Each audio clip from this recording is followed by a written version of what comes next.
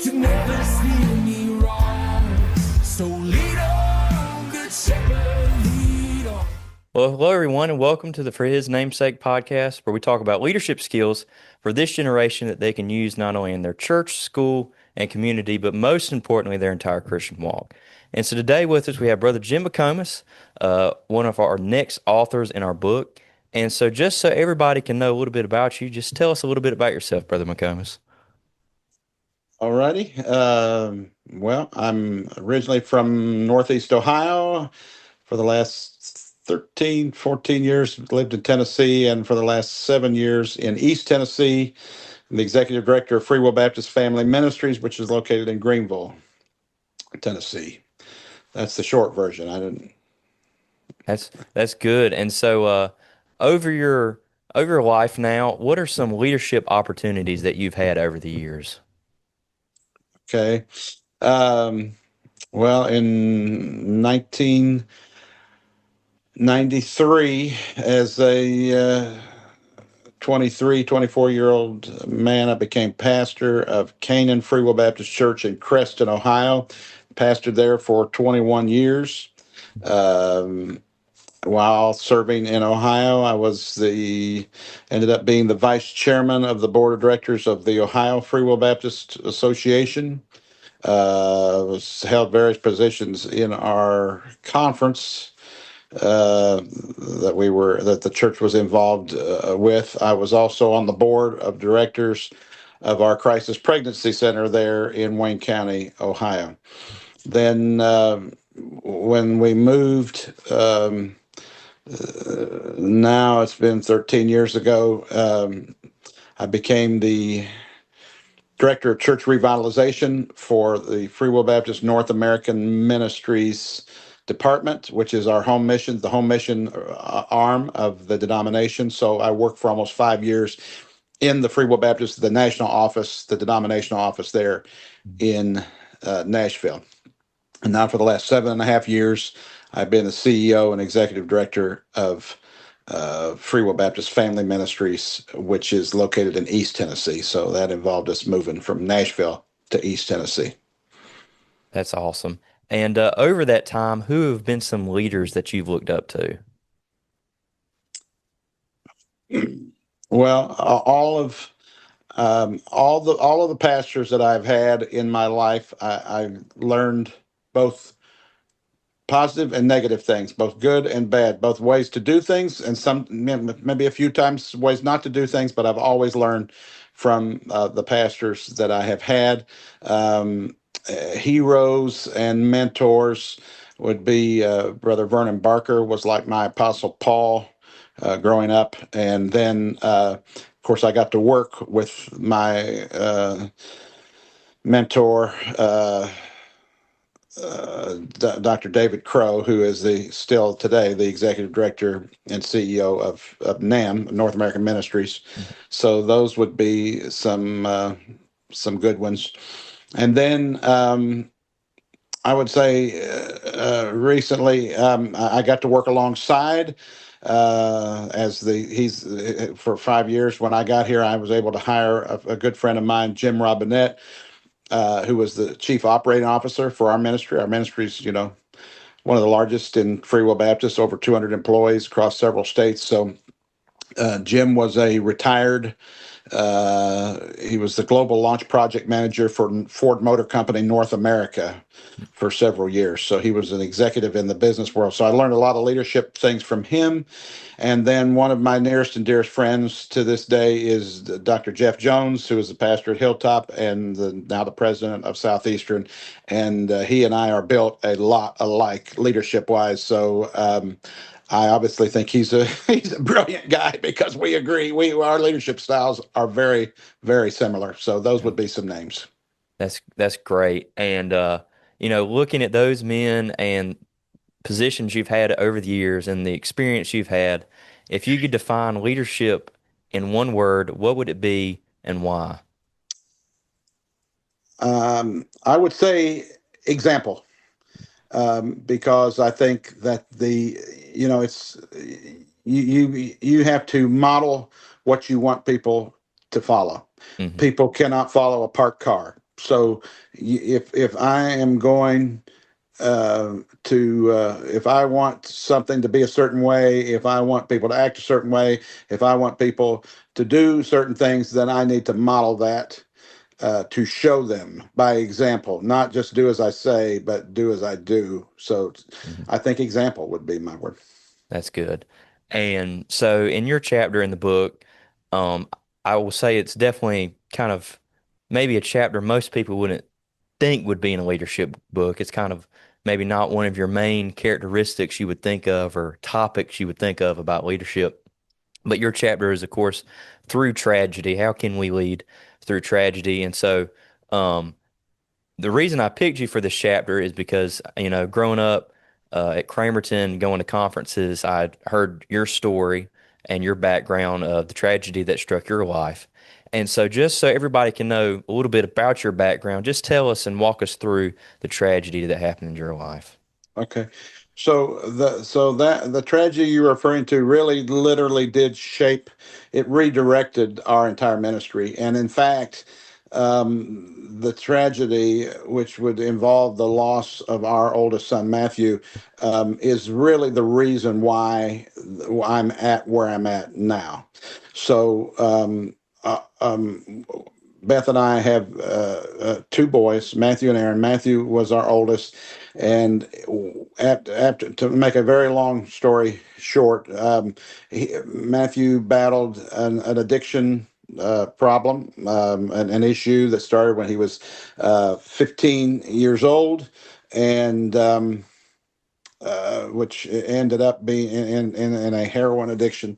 After almost a year clean, we lost him to an accidental overdose in February of 2017. So we had the choice whether we could get mad at God and just quit everything and go home and shut the door and just be bitter, or we could make his fight, his battle, his struggle count, make it mean something. So we immediately decided to do that, and that's why when I got the call from Family Ministries about interviewing for the job. That's why, really, the main reason, because Family Ministries is in the business of helping those that are hurting, the broken and vulnerable. Our mission statement is to serve and to share Christ in order to strengthen and preserve families by providing a loving, caring environment in which to live, work, serve, and grow in the Lord. So. That's why I'm here today, and where we're at, and of course that's why I think you had me write this the chapter in the book. So it really has it has really shaped our what we do, and the entire scope of my ministry and career. Hmm. And so, through everything that happened, I'm sure, there was a plethora of different emotions that you went through, maybe confusion, kind of asking, God, why did this happen to us, and all those. And so, as Christians and leaders, how do we, work through those times of confusion and tragedy? Yeah, every emotion possible, including wanting to quit, because the devil says, well, you're trying to help other people, and this is your own child, and you can't, and look what happened here. So feelings of unworthiness, feelings like of uselessness, those were very early on. And then there's the feeling, grief always brings with it regret. Would have, should have, could have, what if we'd done this or that, or hadn't done that. But I just didn't make a conscious effort to just refuse to live in doubt or in regret. I just, that is a conscious decision you make every day, and then to take it and use it and make it positive. And then we've done that time and time again. We do services called Break the Chains Addiction Awareness Services, which is not only for the addict, but it is to break the chains of a judgmental church people who think that they're better than addicts because they sin differently than they do. So just kind of pulling the curtain back. It's been amazing to see what God has done with that, and how people open up and tell their stories because we're willing to tell our story.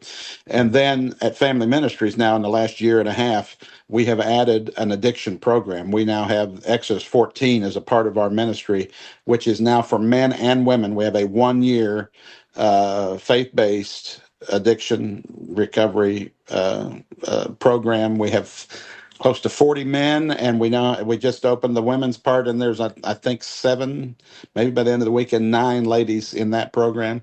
So it's been tremendous. That's awesome. And so you kind of said it with those break the chain services you have. There's some, people that maybe they think they're too good, that they don't struggle with addictions, or, they overlook their sin. And in your chapter, you talked about the reality of tragedy is going to strike in our lives. So why is it so important that all of us remember that tragedy will strike at some point, and remembering that reality? Yeah, I mean, Lord makes the rain to fall on the just and the unjust. There is going to be good and bad times in our ministry and as we lead and in our ministry itself, but there's also going to be good and bad times, hills and valleys, victories and defeats in our personal life. So, I mean, that's something we just have to navigate, and realize that that's going to happen. Being able to navigate that and to be able to still lead strong and confidently, I mean, that is something that just literally needs the Lord's help to get us through those times, because there are times when we're not going to feel it. There are times that we are not, feel like we don't have anything in the tank to give, but it's those times that when we realize either what we say we believe is true or it's not, and that's the times that we find that that's true. When you get to a point where Jesus is all that you have, that's when you will find out that Jesus is all that you need. And Hmm. so, I mean, it's really not a cliche. I mean, it's really real. And there, just accepting and understanding the reality that there's going to be some times that we're not going to feel worthy to lead, that we are not going to feel able to lead, but the Lord will give us what we need to just power on through. I mean, there's just going to be some times, and that doesn't make us fake. It doesn't make us hypocrites. It just makes us real people. And what I have found is the more transparent that I am to tell people, sometimes I don't feel, sometimes we don't feel saved. Hmm. But we're not saved on our feelings. We are saved by grace through faith in Christ. It's a fact. It's not a feeling. But the more I have found that we've been transparent, people really respond to that Hmm. because they know that they understand and see you as a real person. And I think that's in with the people that we lead too, that we've got to be transparent and real. And I think people respond to that, not being fake, but just being open and real. Hmm. That's good. And you know, right after that, you even mentioned that, yes, even trouble, tragedy comes to the preacher's home. And, so often, as people who aren't preachers and are just, attenders and members of the church, they, tend to put preachers on the pedestal, or maybe, like the preacher's life is the perfect life, and, they never mess up. And so how can people come around the preacher when, the preacher is going through a hard time, and how can we support him through tragic times? Well, in one way, by not treating them any different than anybody else, because at the end of the day, they're people just like everybody else. And Yeah. being able, I don't expect. I always, as a pastor in a pastoral position, I always said I don't. People should not expect any more or any less than the pastor's family than they do anybody else's family. So, I mean, obviously, as Christians, as church members, there are responsibilities that we have.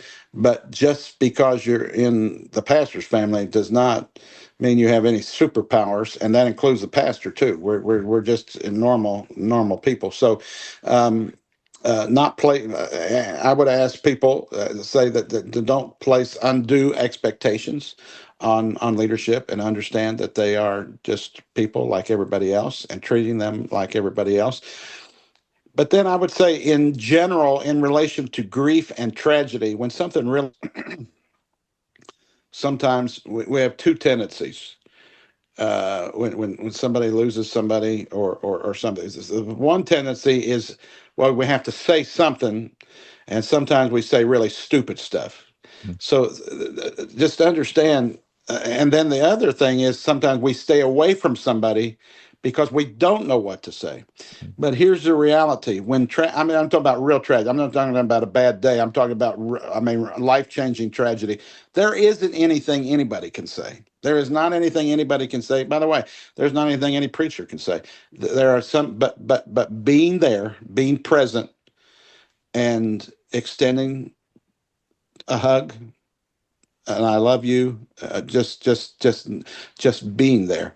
I don't remember. I mean, in Matt's viewing and through that time, I do not remember very little of what anybody said, but I do remember the people that were there. I distinctly remember in his viewing looking out into the parking lot and seeing a guy from, this was in Ohio where the service was at. I'm looking out the window and seeing a guy from Crossville, Tennessee, that we didn't even know that well, and had gotten in his car by himself, drove 8, 10, 11 hours, got in line, stood in line for a couple hours and paid his respects and got back in his car and went home. I have never, ever forgot that. That man's name is Gordon Boring. And he's a Sunday school teacher at First Free Will Baptist Church in Crossville. And I always went to his Sunday school class when we go to Crossville, as we will next month. I always thought he was a good Sunday school teacher. But let me tell you, now to me, he's the greatest Sunday school teacher that ever was, because it's not because of what he said, it's because what he did. He showed up and he was there. And I've never, ever forgotten that. People will not remember anything great you say in times of tragedy. They will remember you being there. Mm-hmm. That's good. And so the first half of your chapter kind of talks about the reality, what we've talked about, but then the second half kind of talks about how we should respond when tragedy strikes. And so really the first thing that you talk about is the importance of being vulnerable. And you talked about, most of the time we associate being meek as showing that we're weak. But why is it so important to be vulnerable in these times of tragedy? Because everybody is going to be in one of those positions, and everybody is going to feel inadequate and unworthy and unable. And it helps others in sharing our vulnerability. I mean, it's just a powerful thing, because the reality is nobody has it all together. Nobody puts all the negative, the fights and drama and trouble and the pain nobody puts that on Facebook. I mean, so if your social media is not a good gauge of what people are going through, because nobody's going to put all the bad stuff on there. They only want to put what they want you to perceive. So when we are vulnerable, I mean, I could tell you story after story of when I would tell. I'd get up to tell our story and think, the devil would say, nobody needs this. They're going to look bad at you, and time after time, stand at service after service for literally hours, talking to people and hearing their stories, just because there is strength in sharing. That's why you need to be vulnerable, because it strengthens other people by hearing your struggle. That's good. And also, on the other side of that, being vulnerable, but you also said in your chapter, when we go through hard times and heartaches and tragedies, the world around us is watching carefully how we're acting and reacting. So why is it so important that, through these times of tragedies, that we don't, just throw in the towel, pitch a fit, however you want to say it, that we still are setting a good example? Absolutely. I mean, that's the reason.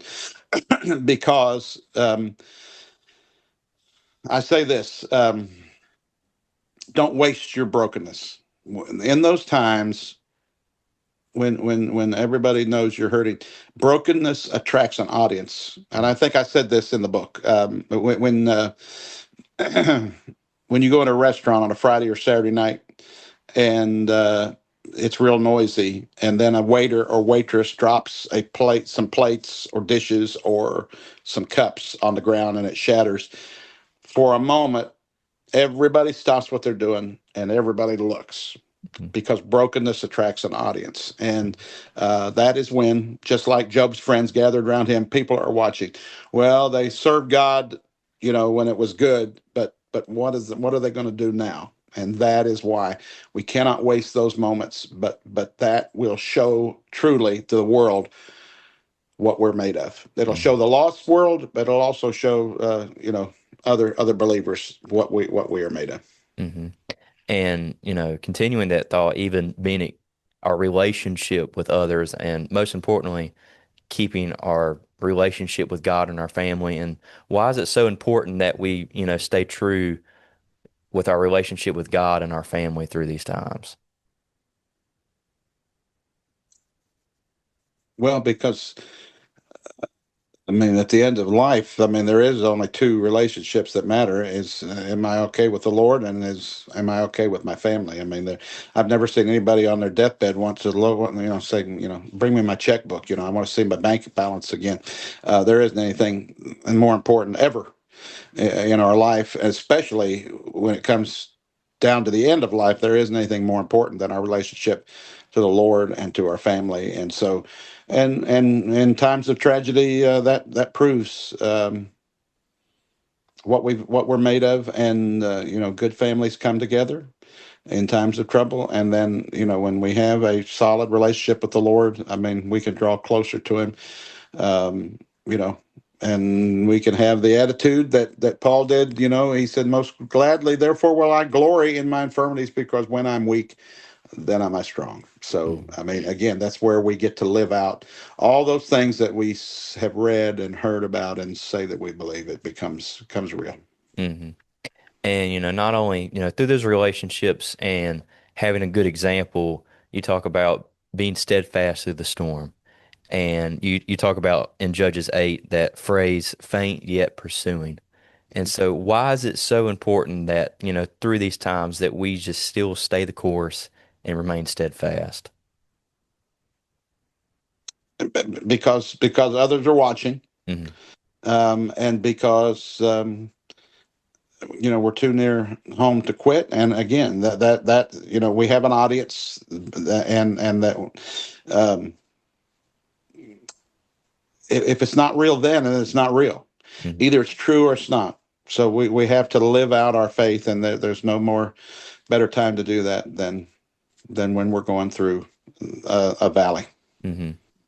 That's right. And, kind of how you closed off your chapter was being ready when opportunities arise that tragedy brings. And, you know, like you've already talked about, the tragedy that struck your life, it really just it shook your life. It altered really the course of your ministry and, really determined what you do now.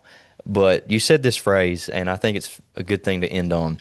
We choose to use our tragedy to glorify God and to honor the memory of our dear son. And just that little part that we choose to do this, that, of course, anytime tragedy strikes, you could choose, just give up, throw in the towel, or you could choose that circumstance just to glorify God with that. And yes, maybe it's not the way we had it planned, but it was God's plan.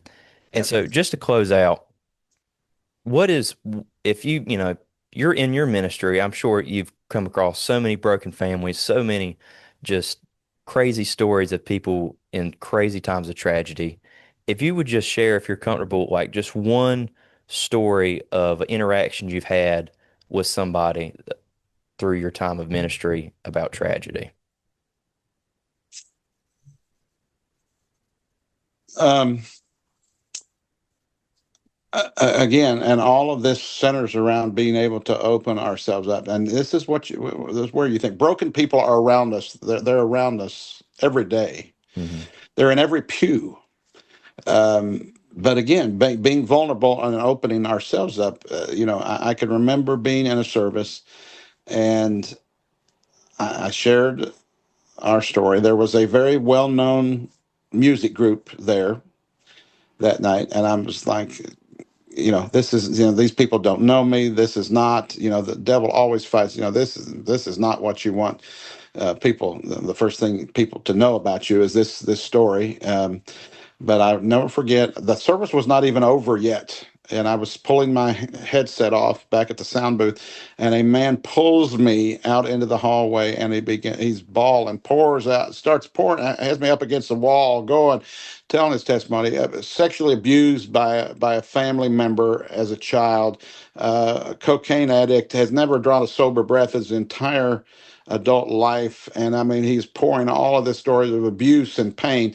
And while he is pouring this out, I look over, and here is a couple that is in the music group, the famous music group, and they're waiting to talk to me, tears running down their face. Their daughter was in rehab at that time. And it just, again, I don't know why I get surprised at this every time, but it is the truth that there are broken people around us. And the reason why we have to be strong and to power through is because other people are depending on us, and how they are going to view the omniscience and omnipotence of our God will be how we react and how we lead in times of trouble and times of grief it's going to help or hurt other people and their relationship with God. And I can't think of anything. It's either going to draw them closer or draw them away from God.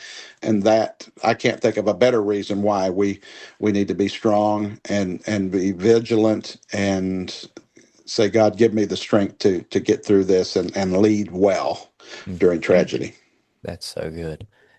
Like as you said, throughout your chapter and what you said today on the podcast, we need to be there for people because, like you said, there's broken people on every Sunday at every church service. And every time we go out in public, there's broken people that we walk past every single day. And we just need to be there for those people because we never know when those opportunities will arise. But Absolutely. yes, sir. But I just want to thank you for coming on today. Um, I know, I know this chapter is very different from the others, but I know it's a very needed chapter because at at some point in everyone's life, there's going to be some tragedy that strikes, and I hope it will be an encouragement to how they can walk through it and how they can help others through it. But just Absolutely. And I would like in closing to extend an invitation for you to come on my podcast. I just started my podcast. It was the Hope and Healing podcast there at Family Ministries. So we've just done 3 or 4 episodes, but here in the near future, we'd like to get you on there so we could talk about the book in general, the whole yeah, book. yes, sir, that would be great. So everybody listening, I hope y'all will tune into this episode and the next episode with Brother Ken Cash and his chapter, but also go tune into their podcast over with Brother Jim McComas' ministry. But thank y'all all for joining, and I hope to see y'all later. Thank y'all.